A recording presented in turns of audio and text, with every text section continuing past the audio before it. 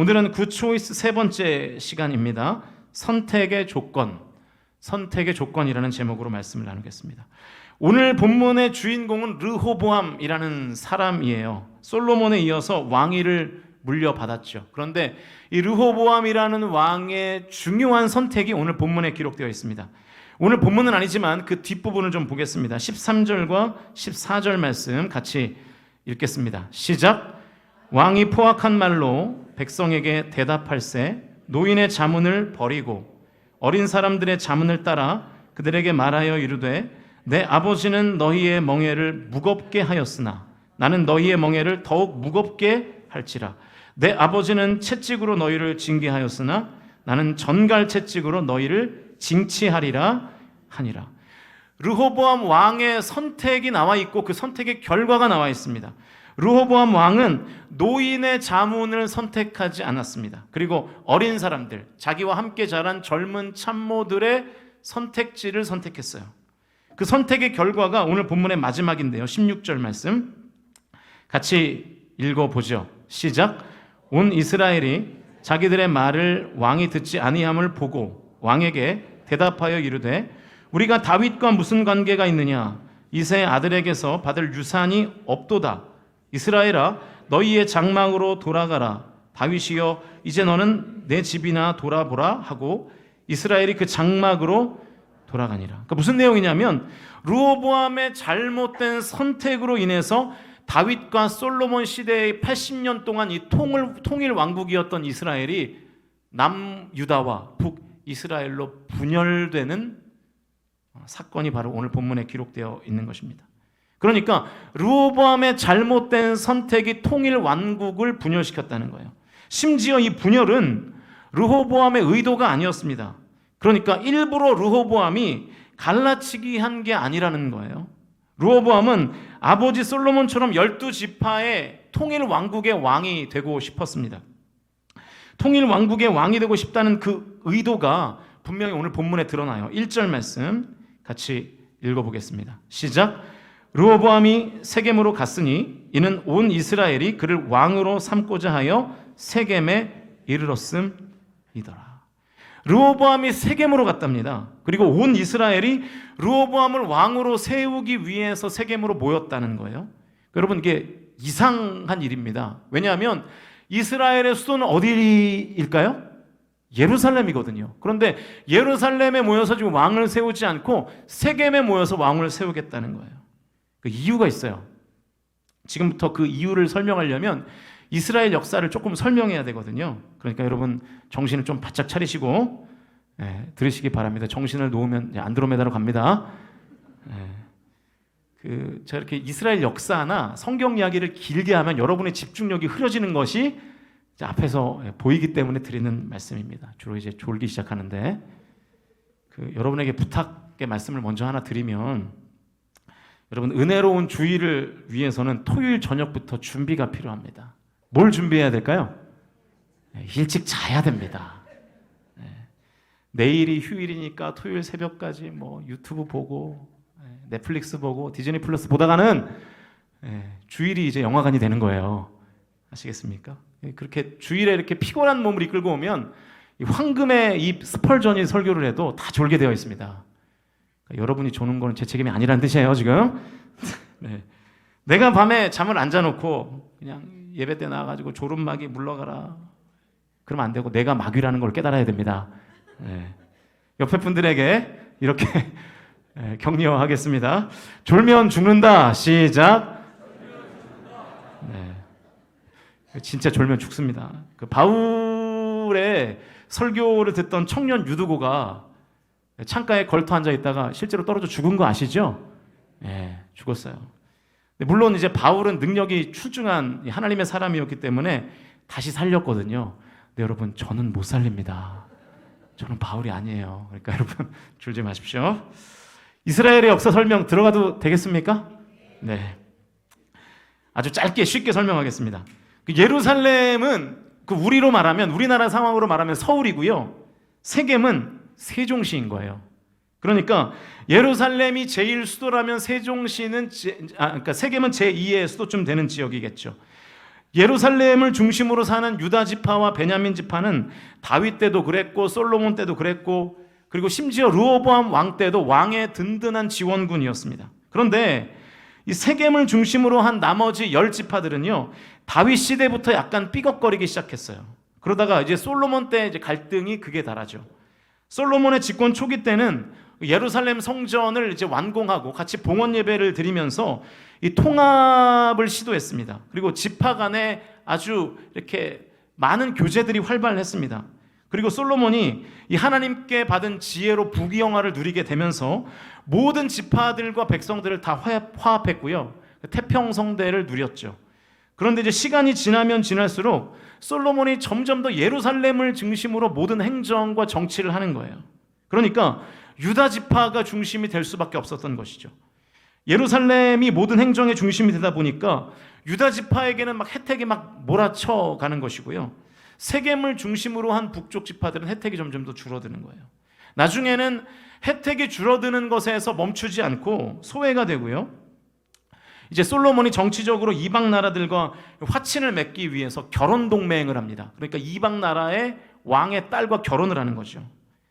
그런데 이 결혼 동맹을 맺다 보니까 이방 신들의 신전을 지어줘야 되는 거예요. 그 신전을 짓는 일에 북이스라엘 지파 사람들이 대부분 동원됩니다. 그리고 세금을 다 거기서만 걷어요. 그래서 이 솔로몬이 왕으로 있을 때, 특별히 초기가 아니라 중기와 후기 때에 북이스라엘의 불만이 아주 극에 달합니다. 자, 여기까지가 오늘 본문의 배경이에요.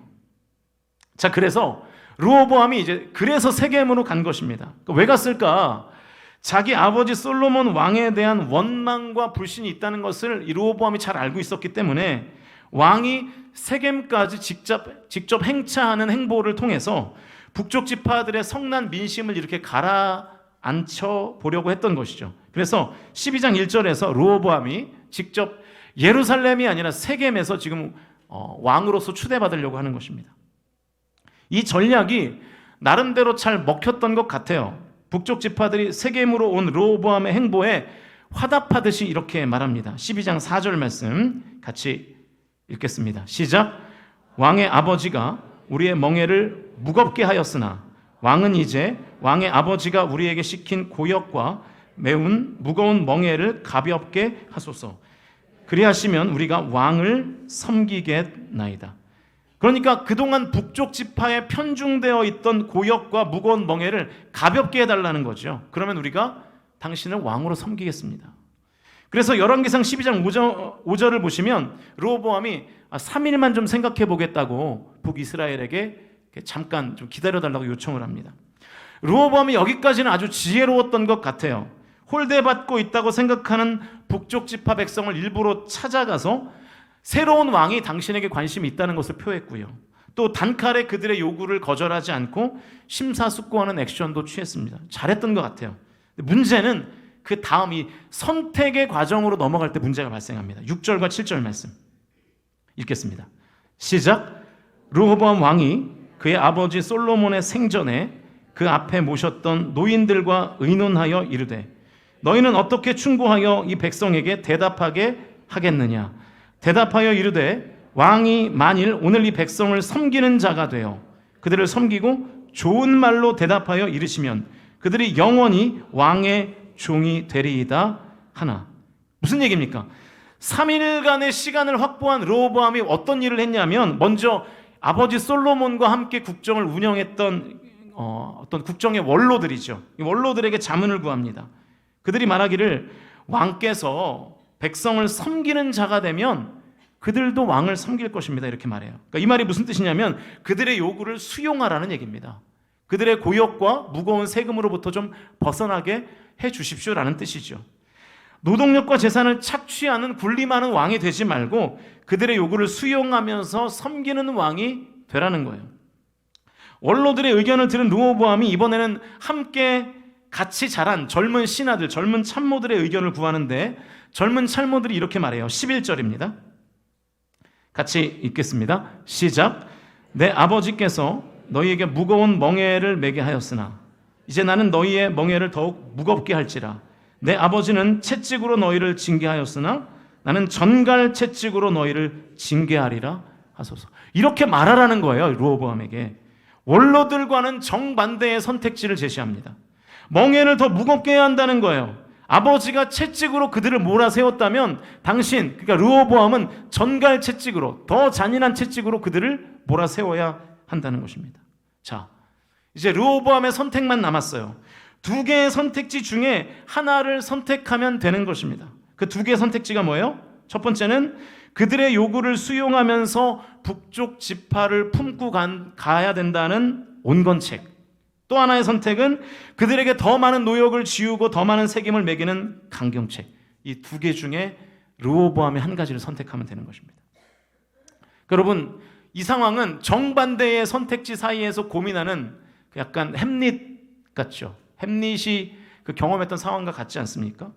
딱 이 상황이 햄릿 증후군에 빠질 수 있는 그런 상황입니다. 정반대의 의견을 가지고 중간에서 고민해야 하는 거죠. 햄릿이 사느냐 죽느냐 그것이 문제로다 했잖아요. 여러분, 현대인들이 햄릿 증후군에 빠져 있다고 합니다. 다른 말로 하면 이 선택 장애, 결정 장애에 빠져 있어요. 뭐 하나를 주체적으로 결정하지 못하는 거예요. 그래서 심각한 사람들은 점심 메뉴 선택을 못해서 점심시간이 다 지나간답니다. 실제로 그런 사람이 있어서요, 정신과 상담을 받기도 하고 그런답니다. 그래서 요즘 선택장애를 가진 사람들을 위한 이런 메뉴가 있다네요. 제가 사진을 준비했는데, 메뉴판에 있는 랜덤 메뉴 자체가 뭐냐면 주인장 마음대로 주는 메뉴랍니다. 작은 글씨가 여러분 보이시는지 모르겠는데, 결정장애가 있는 분은 도전하세요 이렇게 되어 있습니다. 그러니까 메뉴를 이렇게 힘들게 고르지 말고 그냥 맡기라는 거예요. 그러니까 여러분, 이제 메뉴 결정하는 것도 도전을 해야 되는 시대가 된 것 같습니다. 선택 장애가 있는 사람들을 위한 피자도 있대요. 여러분, 피자 드셔보셨죠? 네, 보통 피자는 이렇게 생겼잖아요. 보시면 맛있게 생겼죠? 네, 갑자기 배가 고픈데. 네. 한 가지의 피자 맛이 6등분이 되어 있는 것이 보통 형태의 피자입니다. 그런데 선택 장애가 있는 사람들을 위한 피자는 이렇게 생겼답니다. 보여주세요. 네. 그 피자집에 있는 모든 메뉴가 피자 한 판에 다 들어가 있는 거예요. 그래서 고민할 필요가 없어요. 그냥 저 피자 주세요 하면은 모든 메뉴를 다 맛볼 수 있는 거죠. 그러니까 이게 선택 장애가 있는 사람들을 위한 이 시대의 조치라고 할 수 있겠죠. 그 르호보암도 그랬을까요? 르호보암도 이 햄릿 증후군에 빠져 있었을까요? 이 선택 장애에 가로막혀서 지체하다가 잘못된 선택을 해 버린 것일까요? 대체 왜 르호보암은 잘못된 선택을 했을까요? 르호보암이 왕이 된 후에 처음 맞닥뜨린 선택의 기로가 오늘 본문이었습니다. 그런데 그 한 번의 잘못된 선택으로 르호보암은 반쪽짜리의 왕이 되어 버렸죠. 왜 르호보암은 잘못된 선택을 했을까? 그 이유가 오늘 본문에 숨어 있어요. 문제는 숨어 있다는 거예요. 성경을 건성건성 읽으면 그 이유를 알 수가 없습니다. 그리고 설교자들의 도움을 받지 않으면 캐낼 수가 없어요. 그래서 이 부분을 지금부터 좀 살펴보겠습니다. 6절 말씀을 다시 한번 읽겠습니다. 6절 시작. 르호보암 왕이 그의 아버지 솔로몬의 생전에 그 앞에 모셨던 노인들과 의논하여 이르되 너희는 어떻게 충고하여 이 백성에게 대답하게 하겠느냐. 자, 원로들의 조언을 듣기 위해서 르호보암이 질문하는 장면입니다. 그런데 르호보암이 원로들을 부르는 호칭으로 무엇을 쓰고 있습니까? 너희는 이라는 호칭을 쓰고 있죠. 이 호칭을 기억하세요. 자, 이제 젊은 참모들에게 질문하는 장면으로 넘어가 보죠. 9절 앞부분 말씀만 같이 읽겠습니다. 9절 시작. 이르되 너희는 어떻게 자문하여 이 백성에게 대답하게 하겠느냐. 자, 젊은 참모들을 부르는 호칭도 뭐예요? 너희는 이에요. 그런데 언뜻 보면 똑같은 호칭을 사용하고 있는 것처럼 읽혀요. 한글 성경에는 이 차이점이 드러나 있지 않아요. 그런데 원문에 보면 원문에는 있는 단어가 한글 성경에는 빠져 있습니다. 그런데 영어 성경에는 그 번역을 넣어서 이렇게 표현을 해놨더라고요. NIV 번역을 보면 9절 앞부분이 이렇게 되어 있습니다. 보여주세요. 길게 읽으면 영어를 못하는 게 탄로가 나니까 필요한 부분만 짧게 읽겠습니다. He asked them, What is your advice? How should we answer these people who say to me? 이렇게 되어 있어요. 여러분, 한글 성경에는 없고 영어 성경에는 있는 주어가 하나 있습니다. 그게 뭐죠? we라는 단어예요. we, 우리라는 단어예요. 위라는 단어가 들어가 있어요. 그러니까 직역하면 이렇게 되는 거예요. 너희는 어떻게 조언해서 우리가 이 백성에게 뭐라고 대답할까가 원문에 맞는 번역입니다. 우리라는 단어가 들어가야 돼요. 지금 르호보암이 젊은 참모들과 자기 자신을 우리로 묻고 있어요. 그런데 한글 성경에는 이 우리라는 단어가 빠져 있습니다. 문맥상 중요하지 않아서 더 문장을 자연스럽게 하려고 뺀지는 모르겠는데 사실은 빼면 안 되는 단어입니다. 르호보암의 잘못된 선택을 해석하는 아주 중요한 단서이기 때문이에요. 그러니까 르호보암에게 이 첫 번째 선택지 온건책을 제시한 원로 그룹은 우리가 아니에요. 너는 너고 나는 나예요. 그런데 강경책을 제시한 젊은 참모들은 우리였어요. 나도 너고 너도 나였어요. 그래서 우리였던 거죠. 그러니까 원로 그룹처럼 젊은 참모들 너희도 조언만 하고 어떻게 대답할지는 내가 선택하는 게 아니에요. 우리가 함께 선택하는 거예요. 그러니까 온건책을 제시한 원로 그룹들은 우리 내 편이 아니에요. 같은 편이 아니에요. 강경책을 제시한 젊은 참모들만 같은 편인 거예요. 그래서 본문 8절을 보면 원로 그룹의 선택지와 젊은 참모의 선택지 사이에 이런 표현이 들어가 있는데 우리가 이걸 쉽게 읽고 넘어가면 이것도 놓치고 넘어갑니다. 8절 말씀 같이 읽겠습니다. 8절 시작. 왕이 노인들이 자문하는 것을 버리고 자기 앞에 모셔있는 자기와 함께 자라난 어린 사람들과 의논하여. 이게 무슨 상황이냐면요, 아직 젊은 참모들의 두 번째 선택지에 대한 이야기를 듣기 전의 상황입니다. 8절은. 그러니까 두 번째 선택지를 듣기 전에 첫 번째 선택지를 르호보암이 어떻게 한 거예요? 버린 거예요. 르호보암은 두 번째 선택지를 듣기 전에 원로들이 제시한 첫 번째 선택지를 버렸습니다. 그래서 르호보암은요, 제가 앞에서 말했던 햄릿 증후군에 빠질래야 빠질 수가 없어요. 왜냐하면 르호보암에게는 두 가지의 선택지가 있는 게 아니었어요. 하나밖에 없었어요. 젊은 참모들의 강경책 하나밖에 없었습니다. 그래서 햄릿처럼 이것이냐 저것이냐 그것이 문제로다를 할 수가 없었던 것이죠. 그러니까 요즘 말로 하면 답정너였던 거예요. 답은 정해져 있어, 너네는 대답만 해, 이거였던 거죠. 원하는 대답이 안 나오니까 원로들의 선택지는 그냥 버려버린 것입니다. 그러니까 여러분, 르호보암에게는 애초에 선택지가 없었습니다. 그러니까 선택의 조건 자체가 성립하지 않아요. 여러분, 선택의 조건이 뭡니까? 최소한 2개 이상의 선택지가 있어야 되는 거잖아요. 그런데 르호보암에게는 선택지가 하나밖에 없었다는 거예요. 선택의 조건이 성립이 안 되는 거죠. 르호보암은 선택의 조건 자체를 만들지 않았습니다. 그러니까 엄밀히 말하면 선택한 게 아니에요. 그래서 결국 나라의 분열이 선택된 것입니다. 여러분 잘 들으세요. 선택의 조건이 잘못되면 자동으로 잘못된 선택이 되는 것입니다.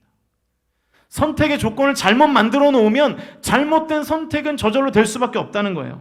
선택의 조건을 못 만들어내면 그것 자체가 잘못된 선택이라는 것입니다. 왜 르호보암이 왕으로서의 첫 선택의 갈림길에서, 게다가 나라가 분열될지도 모르는 이 중차대한 선택에서 실패했는가? 애초에 선택의 조건을 만드는 일에 실패했기 때문입니다. 자, 그러면 왜 르호보암은 선택지를 1개, 2개 이상 만들지 않았을까요? 왜 선택의 조건 자체를 성립이 되지 않게 했을까요? 강경책이 정답이라는 자기 확신이 있었기 때문이겠죠. 선택지가 필요 없는 거예요. 이게 확실하니까. 햄릿 증후군에 빠져서 고민할 필요가 없는 거예요. 왜? 지금 내 판단이 정답이니까요. 굳이 선택을 할 필요가 없는 거죠.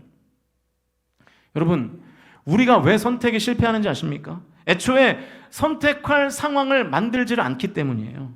선택지를 안 만들어요. 2개 이상. 그냥 지금 나의 판단이 진리인 것입니다. 다른 선택지가 불필요한 거예요. 다른 의견과 시각은 다 필요 없는 거예요.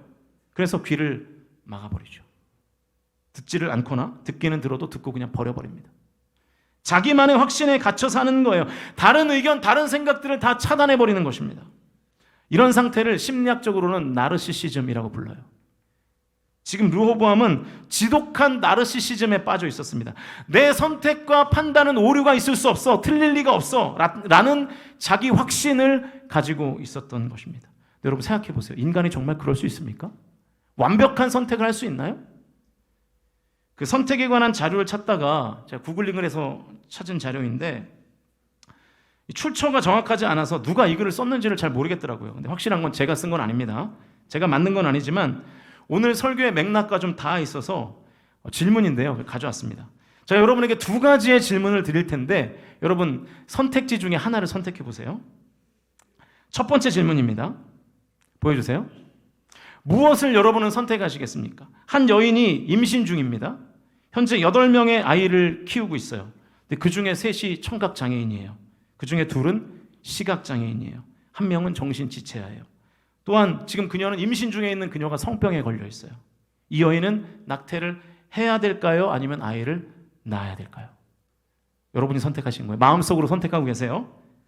그러니까 무슨 얘기냐면 이미 낳은 8명 중에 6명의 아이에서 신체적인 장애가 발생한 상황이고 또 산모가 지금 성병에 걸려 있습니다.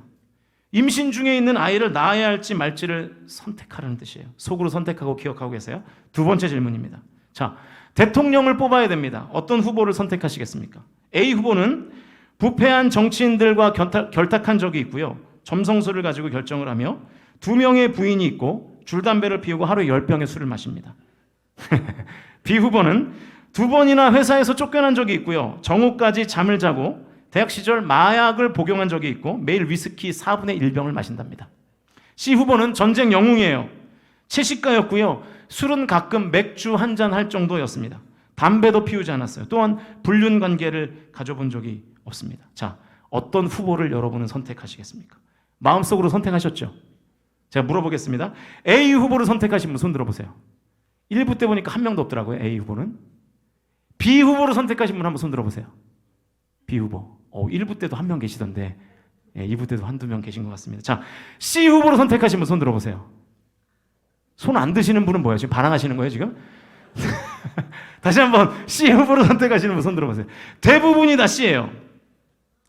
맞죠? 대부분이 다 C입니다. 3명의 후보들은 역사적으로 실존했던 인물입니다. 세 후보가 어떤 실존 인물이었는지 제가 보여드리겠습니다. 보여주세요. A 후보는 노벨 평화상까지 받았던 미국의 26대 대통령인 루즈벨트. B 후보는 영국의 총리였던 윈스턴 처칠. C 후보는 독일의 독재자인 아돌프 히틀러. 사실입니다, 이거. 누가 만들었는지 이 질문을 대단하더라고요. 네. 만약 여러분 생각해 보세요. 미국과 영국 국민이 루즈벨트와 처칠을 선택하지 않았다면 미국과 영국은 어떻게 됐을까요? 또 독일 국민이 히틀러를 선택하지 않았다면 지금 독일의 운명은 어떻게 바뀌어 있을까요? 여러분 대부분 C 후보로 선택하셨는데 독재자를 대통령으로 뽑으신 겁니다. 굿초이스 하신 것 같습니까? 그리고 첫 번째 질문이었죠. 이미 8명의 아이 중에 6명이 장애를 가지고 태어났고 게다가 성병에 걸려있는 한 여인의 뱃속에 있는 아이를 낳아야 될까요? 낙태해야 될까요? 자, 이건 차마 묻지 않겠습니다. 근데 아마 여러분의 마음속에는 분명 이런 마음이실 거예요. 내가 입 밖으로 대답하기는 곤란해도 마음속으로는 야, 저런 상황이면 안 낳는 게 맞지 않겠나 라는 생각을 대부분이 하실 겁니다. 맞아요? 네. 너무 이렇게 조건이 안 좋잖아요. 만약 여러분 중에 낙태를 선택하신 분이 계시다면 그분은 베토벤을 낙태시킨 것입니다. 네. 좋은 선택을 한 것 같습니까? 여러분 제가 왜 이렇게 극단적인 예를 말씀드리는 이유가 뭘까요? 의도가 뭘까요? 내 선택과 판단이 뭐 할 수 있다는 거예요? 틀릴 수 있다는 거예요. 그걸 인정해야 된다는 거예요. 그래서 내 생각과 다른 선택지가 우리의 인생에는 반드시 필요하다는 말씀을 여러분에게 드리고 싶은 것입니다. 나의 확신으로 인해서 다른 선택지를 다 버려버리면 저와 여러분은 잘못된 선택을 할 가능성이 커집니다. 내가 확신하는 이 길을 틀릴 수도 있고 내가 확신하는 이 길이 잘못된 길일 수도 있다는 것을 늘 염두에 두고 살아야 한다는 것이죠. 여러분 누가 겸손할 수 있습니까? 내 선택이 틀릴 수 있다는 전제를 가진 사람이 겸손할 수 있습니다. 누가 하나님의 뜻을 묻나요? 내 선택이 틀릴지도 모른다는 겸손함이 있는 사람이 하나님께 선택지를 묻는 거예요. 저와 여러분은 겸손한 하나님의 사람이 되실 수 있기를 주님의 이름으로 축원드립니다. 그런데 여러분, 예상외로 특별히 교회 안에 성도들 가운데, 그리고 자칭 타칭 신앙생활을 아주 특심으로 하고 있다는 성도들 가운데 내 선택은 틀릴 리가 없다고 생각하는 분들이 꽤 많습니다. 그분의 머릿속에는 내 선택이 틀릴 리가 없다는 전제를 가지고 있어요. 내 말이 다 맞다는 거예요. 많은 사람들이 다른 얘기를 해도 다 다른 사람이 다 틀리다는 거예요.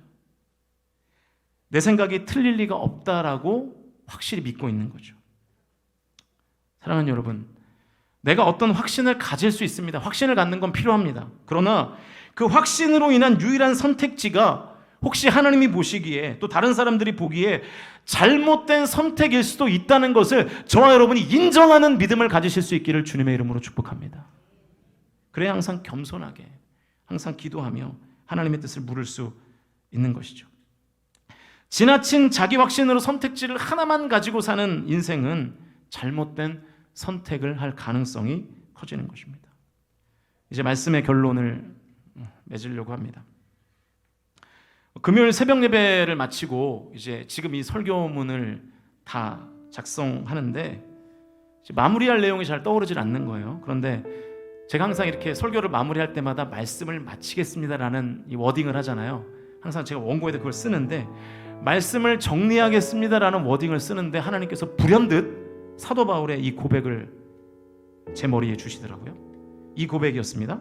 로마서 7장 22절에서 24절 말씀 같이 읽겠습니다. 시작. 내 속사람으로는 하나님의 법을 즐거워하되 내 지체 속에서 한 다른 법이 내 마음의 법과 싸워 내 지체 속에 있는 죄의 법으로 나를 사로잡는 것을 보는도다. 오호라, 나는 곤고한 사람이로다. 이 사망의 몸에서 누가 나를 건져내려. 여러분, 사도 바울만큼 모범적으로 신앙생활하는 사람이 어디 있습니까? 전무후무한 인물 아닙니까? 사도 바울은 어나더 레벨이잖아요. 넘사벽이잖아요. 그런데 바울이 지금 뭐라고 고백하냐면, 나는 하나님의 법을 즐거워한다는 거예요, 분명히. 그런데 내 지체 속에는 하나님의 법 말고 또 다른 법, 죄의 법이 있다는 것입니다. 그래서 이 하나님의 법과 죄의 법 사이에서 내가 고민을 한다는 거예요. 그래서 오라, 나는 곤고한 사람이다, 비참한 사람이라는 뜻입니다. 그 누구보다 하나님의 말씀에 정통한 사람이에요. 그 누구보다 하나님의 마음을 아는 사람이라고요. 그럼에도 불구하고 한 다른 법이 있어서 나를 자꾸만 그쪽으로 끄집어낸다라는 의식이 사도 바울의 머릿속에 있었던 것입니다. 그래서 교만할 수가 없었던 거예요. 겸손할 수 있었던 것입니다. 또 다른 마음의 법이 나를 다른 선택으로 이끌까 봐 항상 염려하고 고민하는 것입니다. 그래서 자기 자신을 곤고한 사람, 나처럼 비참한 인간이 어디 있나, 이렇게 생각했던 것이죠. 사도 바울처럼 이렇게 단단한 확신을 가져도 될 만한 사람도 자기 확신을 확신하지 못하고 있습니다. 왜요? 우리 모두는 다 죄인이니까요. 하나님의 말씀의 법 말고 또 다른 법이 나를 괴롭힐 수도 있다는 생각을 우리 모두가 가져야 하는 것입니다. 여러분, 왜 르호보암 시대에 통일 왕국이 무너졌습니까? 할아버지 다윗에게도 있었고 아버지 솔로몬에게도 있었던 것이 아들 르호보암에게는 없었어요. 그게 뭐냐면 선택의 조건을 만드는 능력이었습니다. 다윗은 언제나 하나님의 마음을 살피는 사람이었습니다. 그래서 자기의 확신이 있다 하더라도 언제나 하나님께 기도하며 하나님의 선택지가 무엇인지를 끊임없이 찾는 사람이었어요. 그래서 언제나 선택지가 2개 이상인 사람이었죠. 선택의 조건이 성립되는 거예요. 솔로몬 왕 시대의 초기와 중기 때에는 솔로몬도 언제나 선택지가 2개인 삶을 살았습니다. 왜냐? 여러분, 솔로몬이 무엇을 구했습니까? 지혜를 구했잖아요. 지혜가 원어적인 뜻으로 보면 듣는 마음이라는 거 아시죠? 자기 확신이라는 선택지가 솔로몬에게 있었어도 솔로몬은 또 하나님의 음성을 듣는 거예요. 그래서 또 다른 선택지를 만들어 놓고 고민하는 것입니다. 그런데 솔로몬의 정치 말기부터 르호보암 시대에 이르기까지 이 2개의 선택지를 만드는 능력이 사라져 버렸습니다.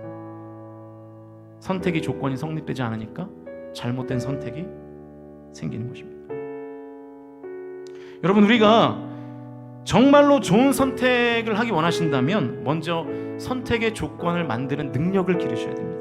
내가 정말 확신하고 있는 선택지가 이게 진짜 맞는 것 같아도 혹시 또 다른 선택지가 있지 않을까를 생각해 보는 것, 또 다른 선택지를 하나님께 구해보는 것, 또 다른 선택지를 하나님 앞에 기도함으로 만들어내는 능력, 그것이 올바른 선택을 하는, 균형 잡힌 선택을 하는 능력이죠. 그리고 여러분, 우리가 하나님을 믿는 성도로서 굿초이스를 지금 하기 위해서 이 말씀을 듣는 거 아니겠습니까? 하나님을 믿는 성도라면 내가 확신하고 있는 그 선택만 고집할 것이 아니라 하나님이 원하시는 선택지를 또 하나 마련하셔야 되는 거예요. 그래야 선택의 조건이 성립하고 성도로서 굿초이스를 할 수 있는 것입니다. 여러분에게 진심으로 묻고 싶어요. 여러분 지금 무엇을 확신하고 계십니까? 여러분의 어떤 선택, 어떤 결정, 어떤 판단, 무슨 근거로 확신하고 계시죠? 정말로 그게 맞습니까? 틀릴 가능성이 전혀 없습니까? 다른 선택지는 혹시 없을까요? 그것이 정말로 하나님이 원하시는 선택일까요? 우리가 끊임없이 이것을 고민해야 된다는 거예요. 우리가 아무런 고민 없이 이것을 진리라고 믿는 선택을 하는 우리의 습관을 내어버리고 정말로 하나님의 뜻을 묻는 습관을 기르셔야 하는 것입니다. 사랑하는 성도 여러분, 저와 여러분에게 하나의 선택지가 아니라 선택의 조건을 만드는 능력을 기르는 습관이 저와 여러분에게 생길 수 있기를 주님의 이름으로 간절히 축원드립니다. 그래서 우리의 삶이 잘못된 선택이 아니라 정말로 하나님이 원하시는 선택을 할 수 있는 저와 여러분 다 되실 수 있기를 주님의 이름으로 간절히 축원드립니다. 이 찬양을 들고 왔습니다. 주가 보이신 생명의 길, 우리 하나님 보이신 생명의 길을 선택하는 믿음을 갖게 해달라고 우리 함께 고백하며 이 찬양으로 나아갑니다.